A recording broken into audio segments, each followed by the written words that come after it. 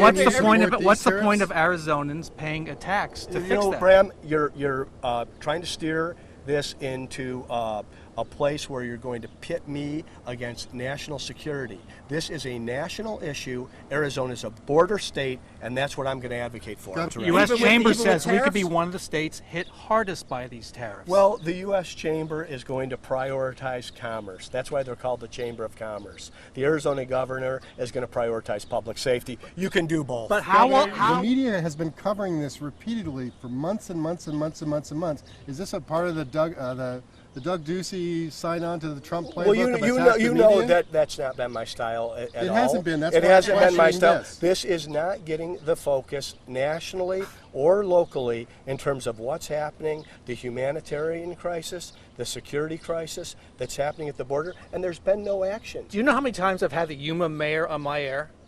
Many. What have you done for the city of Yuma, which declared an emergency? We've got our I don't department.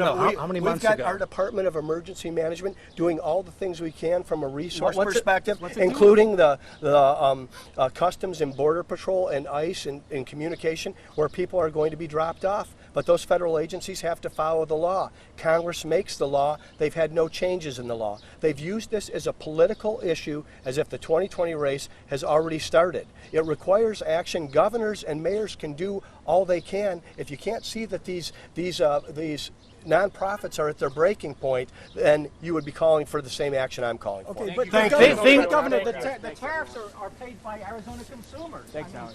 There are no tariffs, Howie. Well, but is this a bluff?